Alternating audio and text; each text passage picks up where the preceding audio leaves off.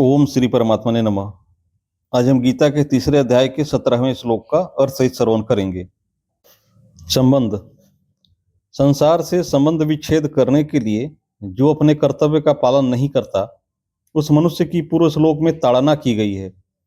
परंतु जिसने अपने कर्तव्य का पालन करके संसार से संबंध विच्छेद कर लिया है, उस महापुरुष की स्थिति का वर्णन भगवान आगे के 2 श्लोकों में करते हैं।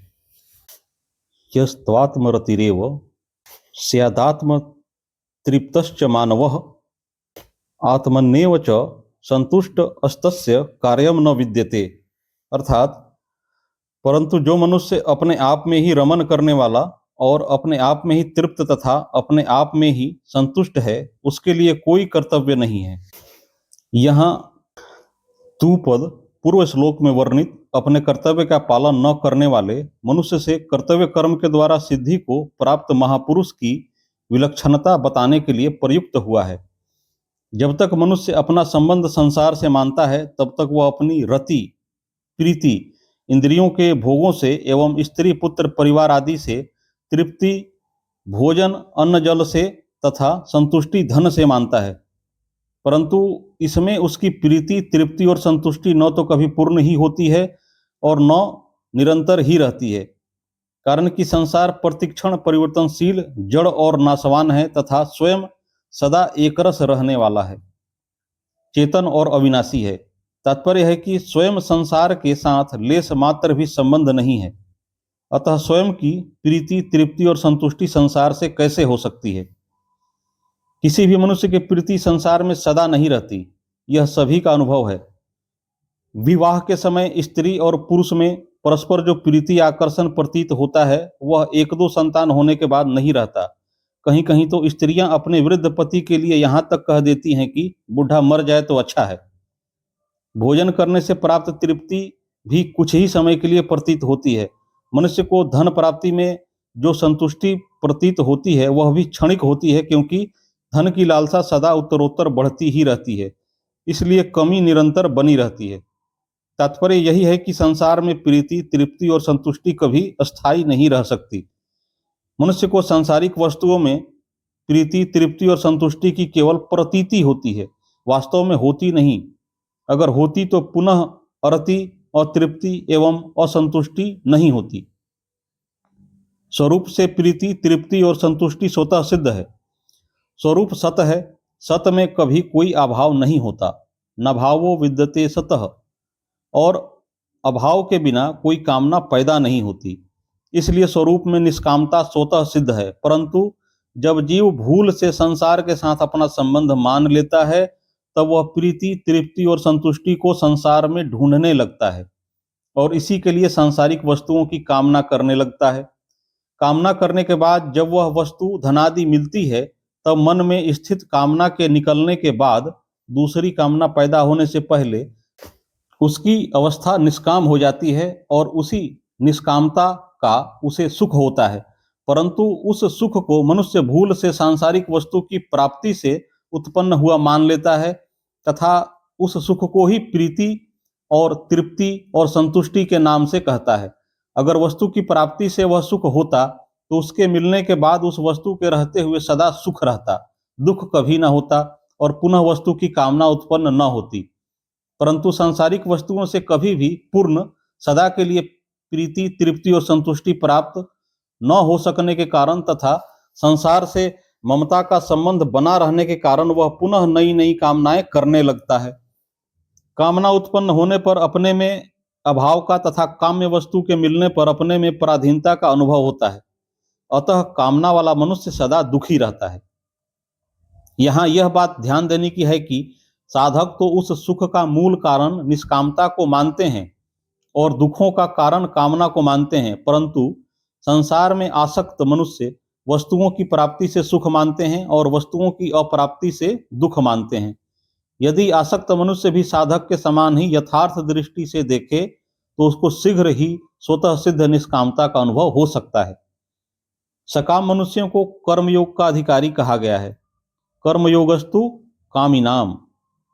सकाम मनुष्यों की प्रीति, तृप्ति और संतुष्टि संसार में होती है।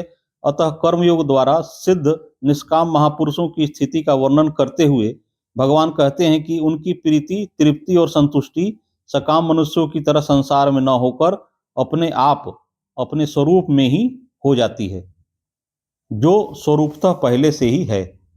वास्तव में प्रीति, तृप्ति और संतुष्टि तीनों अलग अलग न होते हुए भी संसार के संबंध से अलग अलग प्रतीत होती है। इसलिए संसार से संबंध विच्छेद होने पर उस महापुरुष की प्रीति, तृप्ति और संतुष्टि तीनों एक ही तत्व स्वरूप में हो जाती है। भगवान ने इस श्लोक में 2 बार तथा आगे के 18वें श्लोक में 1 बार एव और च पदों का प्रयोग किया है।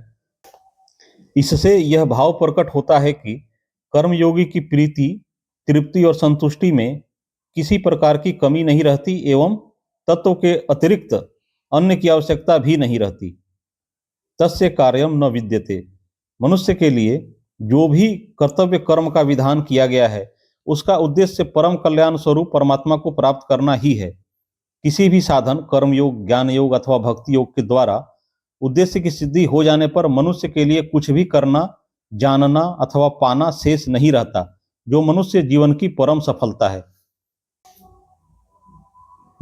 मनुष्य के वास्तविक स्वरूप में किंचिन मात्र अभाव न रहने पर भी जब तक वह संसार के संबंध के कारण अपने में अभाव समझकर और शरीर को मैं तथा मेरा मानकर अपने लिए कर्म करता है, तब तक उसके लिए कर्तव्य शेष रहता ही है।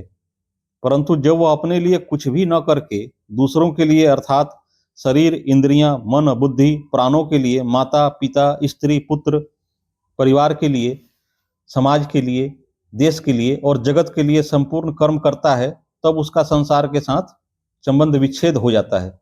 संसार से सर्वथा संबंध विच्छेद होने पर उसका अपने लिए कोई कर्तव्य शेष नहीं रहता, कारण कि स्वरूप में कोई भी क्रिया नहीं होती। जो भी क्रिया होती है संसार के संबंध से ही होती है और सांसारिक वस्तु के द्वारा ही होती है। अतः जिसका संसार से संबंध है उन्हीं के लिए कर्तव्य है। कर्म तब होता है जब कुछ न कुछ पाने की कामना होती है, और कामना पैदा होती है अभाव से। सिद्ध महापुरुष में कोई अभाव होता ही नहीं, फिर उनके लिए करना कैसा। कर्म योग के द्वारा सिद्ध महापुरुष की रति, तृप्ति और संतुष्टि जब अपने आप में ही हो जाती है, तब कृत कृत्य, ज्ञात ज्ञातव्य और प्राप्त प्रातव्य हो जाने से वह विधि निषेध से ऊंचा उठ जाता है। यद्यपि उस पर शास्त्र का शासन नहीं रहता, तथापि उसकी समस्त क्रियाएं स्वाभाविक ही शास्त्रानुकूल तथा दूसरों के लिए आदर्श होती है। यहाँ तस्य कार्यम न विद्यते पदों का अभिप्राय यह नहीं है कि उस महापुरुष से कोई क्रिया होती ही नहीं। कुछ भी करना शेष न रहने पर भी उस महापुरुष के द्वारा लोक संग्रह के लिए क्रियाएं स्वतः होती हैं। जैसे पलकों का गिरना उठना, श्वासों का आना जाना, भोजन का पचना आदि क्रियाएं स्वतः प्रकृति में होती हैं, ऐसे ही उस महापुरुष के द्वारा भी शास्त्रानुकूल आदर्श रूप क्रियाएं भी कर्तृत्वाभिमान न होने के कारण स्वतः होती हैं। परिशिष्ट भाव। कर्मयोगी निस्वार्थ भाव से संसार की सेवा के लिए ही संपूर्ण कर्म करता है।